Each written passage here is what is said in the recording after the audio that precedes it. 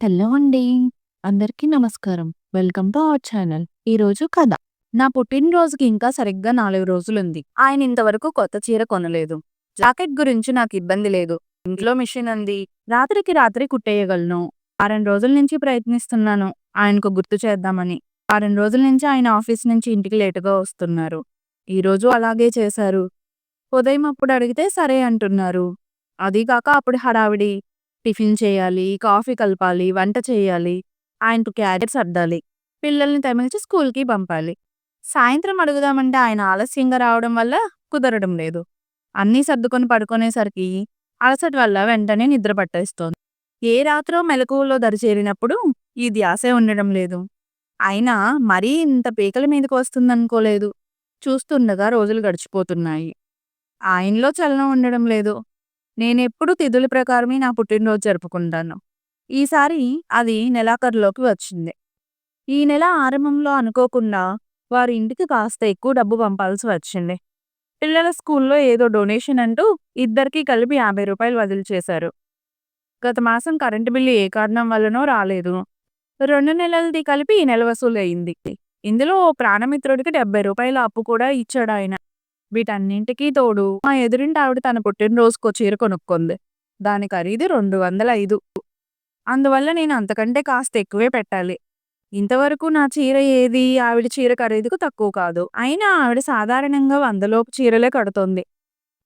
నా దురదృష్టం కొద్దీ ఈసారి కాస్త ఖరీదైన చీర కొంది. ఇంట్లో నా దగ్గర రూ. 80 ఆయన దగ్గరున్నది కూడా 100కు మించదు. అందువల్లే చీర గురించి ఇంత ఆలోచించాల్సి వచ్చింది. ఆయన ఎవరి దగ్గరైనా అప్పు పుట్టించాలి. ఈరోజు ఆయన ఇంటికి రాగానే అన్ని విషయాలు పక్కకు నెట్టి చీర విషయమే మాట్లాడాలనుకున్నాను. ఏమండి, నా పుట్టినరోజు సంగతి తేల్చడం లేదు మీరు అనేశాను. ఇంటికి రాగానే వేరే టాపిక్ దొరకదా నీకు అన్నారాయన విసుగ్గా నా వైపు చూస్తూ. టాపిక్ మార్చాలని నాకు సరదాగానే ఉంది. వీరే తీర్చడం లేదు అన్నాను. బిఏ పాస్ అయ్యావు గదా, తెలివితేటలుంటాయనుకొని మోసపోయాను. చీరల పేరుతో మొగుడిని వేధించడంలో 2వ క్లాస్ చదివిన మా అమ్మ, బిఏ పాస్ అయిన నువ్వు ఒకేలాగే ఉన్నారు అన్నారాయన ఇంకా చిరాగ్గానే. నా మనసు చివుక్కుమంది. చీరల కోసం ఆయన్ని నేను వేధిస్తున్నానా? పుట్టినరోజు నాడు భర్త చేత కొత్త చీర కొనిపించుకోవాలనుకోవడం వేధించడం అవుతుందా? చీర కావాలంటే వేధించడమని నాకు తెలీదు. ఇప్పుడు చెప్పారు కాబట్టి ఇంకెప్పుడు మిమ్మల్ని చీర కావాలని అడగను అన్నాను. ఆయనేమీ మాట్లాడలేదు. ఆ మౌనం నా బాధను పెంచింది. నా బాధ కోపంగా కూడా మారింది. ముభావంగా పనులన్నీ ముగించుకున్నాను. పిల్లల్ని పడుకోబెడుతూ వాళ్ళ పక్కనే పడుకుండిపోయాను. ఓ రాత్రివేళ ఆయన నన్ను లేపారు. ఉలిక్కిపడి లేచాను. ఆయన్ని చూడగానే త్వరగానే నా కోపం సంగతి గుర్తుకొచ్చింది. నాకు నిద్ర వస్తోంది, పడుకోనివ్వండి అన్నాను విసుగ్గా. గట్టిగా అరవకు, పిల్లలు లేస్తారు అన్నారాయన భయంగా. కుంభకర్ణునైనా మధ్యలో లేపవచ్చునేమో గాని మా పిల్లల్ని మాత్రం మధ్యలో లేపలేము. ఆ సంగతి నాకు బాగా తెలుసు. అందుకే మీరు వెళ్ళి పడుకోండి అన్నాను మళ్ళీ. నీతో మాట్లాడాలి అన్నారాయన. పొద్దున్న మాట్లాడుకుందాంలేండి అన్నాను. రమా, ప్లీజ్, నాకు నిద్ర పట్టడం లేదు. నీతో అర్జెంటుగా మాట్లాడాలి. ఆయన ఏం మాట్లాడాలో నాకు తెలుసు.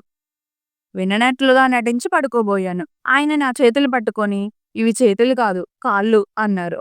ఇప్పుడు అలాగే అంటారు. చీరల పేరు చెప్పి మిమ్మల్ని వేధించేదాన్ని, చదువున్న సంస్కారం లేనిదాన్ని. నాతో మీకెందుకు? నా మానాన నన్ను పడుకోనివ్వండి అన్నాను. ఓహో, నువ్వింకా ఆ మాటలు మర్చిపోలేదా? రమా, నేను మూర్ఖుణ్ణి. నీలాంటి దేవతను అలాంటి మాటలెలా అనగలిగానో నాకు తెలీదు. చీరల కోసం నువ్వు వేధించడం ఏమిటి? నీకు చీరలు కొనేది నా సంతోషం కోసం. ఆ విషయమై నీతో కొన్ని మాటలు మాట్లాడాలి. ప్లీజ్, వస్తావు కదూ అన్నారాయన. నేను లేచి ఆయనతో మా గదిలోకి వెళ్ళాను. ఆయన తన్ను తాను తిట్టుకున్నారు. నన్ను ఆకాశానికెత్తారు. రేపు ఆఫీస్ మానేసి చీర కోసం అప్పు వేటకు బయలుదేరతారట. డబ్బు దొరకగానే ఇద్దరూ షాపింగ్‌కి తిరగడమేనట. సమయం అనుకూలంగా ఉండడంతో ఆయన ప్రవర్తనకు నా మనసెలా గాయపడిందో వివరించి చెప్పాను. అప్పటికప్పుడు ఎన్నో షరతులు విధించాను. ఆయన తన తప్పులన్నీ ఒప్పేసుకున్నారు. నా షరతులన్నిటికీ అంగీకరించారు. నా మనసుకు ఎంతో సంతోషమయ్యింది. ఆయన దగ్గరగా తీసుకుంటుంటే మనసు పరవశించింది. తనువు పులకరించింది. మర్నాడు ఆయన ఆఫీస్‌కు వెళ్ళేటప్పుడు, రమా, ఆఫీస్‌కు వెళ్ళినా నేను డబ్బు కోసమే ప్రయత్నిస్తాను. డబ్బు దొరకగానే సెలవు పెట్టి ఇంటికి వచ్చేస్తాను అన్నారు. నాకెంతో సంతోషమయింది. ఆయన చీర విషయం ఇంకా మర్చిపోలేదు. మధ్యాహ్నం తీరుబడి సమయంలో ఒక నవల చదువుతున్నాను. అది ఒక వేశ్య కథ. కథానాయకుడికి భార్య ఉన్నా వేశ్య వలలో పడతాడు. ఒకసారి వేశ్య ముత్యాల హారం కొనుక్కోవాలనుకుంటుంది. కథానాయకుడు డబ్బు లేదంటాడు. వేశ్య అతనితో మాట్లాడడం మానేస్తోంది. దరిదాపులకు కూడా రానివ్వదు. కథానాయకుడు తనకున్న ముఖ్యమైన పనులన్నీ వదిలిపెట్టి ఆ విషయమై ప్రయత్నించి ముత్యాల హారం కొని వేశ్య అభిమతాన్ని ప్రాపకాన్ని మళ్ళీ సంపాదిస్తాడు. ఇది చదవగానే హఠాత్తుగా నాకు ఆ వేశ్యకు సామ్యముందని స్ఫురించింది నాకు. రాత్రి నేను చేసింది ఏమిటి? ఆయన బలహీన క్షణాన్ని కనిపెట్టి నాకు అవసరమైనది చేయడానికి ప్రయత్నించాను. అంటే ఆయనకు నాకు ఉన్న సంబంధం ఏంటి? పవిత్ర దాంపత్య బంధం ఇంతేనా? తన అవసరం కోసమే ఆయన నా కోరికలు తీరుస్తున్నారా? భార్య అన్న ప్రేమాభిమానాలతో ఆయన నా గురించి ఏమీ చేయలేరా? నా శరీరం అవమానంతో కుంచించుకుపోయింది. పుట్టినరోజుకు ఖరీదైన చీర కొనిపించుకోవాలనే కోరికతో నన్ను నేను ఆయనకు సమర్పించుకున్నాను తప్పితే ఒక భార్య భర్తను చేరినట్లుగా చేరలేదు. నా చదువు సంస్కారం ఆఖరికి నన్నొక వేశ్యగా తీర్చిదిద్దుతున్నాయా? ఆయనకు నాపై ఎలాంటి అభిప్రాయం కలిగి ఉంటుంది? కట్టుకున్న భార్య కాబట్టి పైకి ఏమనకపోయినా లోపల లోపలే నేనంటే చాలా తేలిక భావం కలిగి ఉంటుంది. తర్వాత ఇంక నవల చదవలేకపోయాను. మనసు కూడా పాడయింది. అయితే ఆ రోజు కూడా ఆయన ఇంటికి రోజులాగా లేటుగా వచ్చారు. నన్ను క్షమించమని అడగడానికి కూడా సిగ్గుగా ఉంది రమా. ఆఫీసులో అర్జెంటు పని ఉంది. బాధ్యత గల ఆఫీసరుగా నీ చీర అప్పు చేయడం కోసం సెలవు తీసుకోలేకపోయాను. అన్న ప్రకారం కనీసం పెందరాలేనైనా ఇంటికి రాలేకపోయాను అన్నారాయన. ఆయన ఇలా అన్నప్పటికీ రానున్న తుఫాను ఎలా తట్టుకోవాలా అన్న కలవరం ఆయన ముఖంలో ప్రతిఫలిస్తోంది. ఆయన చూస్తే జాలి వేస్తోంది. ఎంత మంచివారండి మీరు అన్నాను అప్రయత్నంగా. ఆ మాటలు నేను మనస్ఫూర్తిగానే అన్నాను. నన్ను వేశ్యగా గుర్తించి భయపడక భార్యగా గుర్తించి నిర్లక్ష్యం చేసిన ఆయన మంచితనం ఒక్కసారిగా నా మనసును ఎంతో తేలిక చేసింది. ఆయన నా వంక ఆశ్చర్యంగా చూశారు. నేను వ్యంగ్యంగా మాట్లాడానని ఆయన అనుమానం. అయితే నా ముఖంలో భావాలలా లేవు. తర్వాత నా ప్రవర్తన కూడా అలా లేదు. రాత్రి ఆయన పిలవకుండానే గదిలోకి వెళ్ళాను. నా ప్రవర్తనకు అర్థం తెలియక సతమతమవుతున్న ఆయన మరోసారి నన్ను క్షమార్పణ అడిగారు. ఎందుకండి మాటిమాటికి క్షమార్పణ అడుగుతారు? మీ ఇబ్బందులు నాకు తెలియవా? నేను మీ అర్ధాంగిని. మీ కష్టసుఖాలు రెండింట్లోనూ నాకు భాగముంది. ఏమాత్రం వీలున్నా మీరే చూస్తారు. నేను మిమ్మల్ని ఈ విషయంలో విసిగించి ఉంటే నన్ను క్షమించండి. ఈ పుట్టినరోజుకు మీరు చీర కొనకపోయినా నేనేమీ అనుకోను. ఇది మనస్ఫూర్తిగా చెబుతున్న మాట అన్నాను. అయితే నాలోని మార్పుకు కారమైన ఆ వేశ్య కథ గురించి మాత్రం ఆయనకు చెప్పలేదు. ఆయన నన్ను ప్రేమగా దగ్గరకు తీసుకున్నారు. ఒక వేశ్యలా కాక భార్యలానే ఆయన కౌగిల్లో కరిగాను నేను. ఆ మర్నాడు సాయంత్రం ఆయన డబ్బు సాధించి వచ్చారు.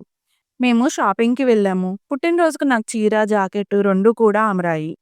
ఇప్పుడు నేను గ్రహించినదేమిటంటే పురుషుడికి సంబంధించినంత వరకు వేశ్యకు భార్యకు చాలా తేడా ఉంది. వేశ్య అందకుండా దూరంగా ఉంటానని బెదిరించి తనకు కావలసినవి సాధిస్తుంది. భార్య తనకేమీ వద్దని త్యాగాన్ని ప్రకటించి కోరినవి సాధిస్తుంది. పద్ధతుల్లో తేడా ఉన్నా వేశ్య బెదిరింపుకయ్యే ఖర్చుకు భార్య త్యాగం చేసే ఖర్చు తీసిపోదు. Thank you for watching this video. మీరు ఫస్ట్ టైం మన ఛానల్ చూస్తుంటే సబ్స్క్రైబ్ చేయడం మర్చిపోకండి. ముందు ముందు మంచి మంచి స్టోరీస్ అప్లోడ్ చేస్తాను మీరిచ్చే ప్రోత్సాహంతో. మళ్ళీ కలుద్దాం మరో మంచి స్టోరీతో.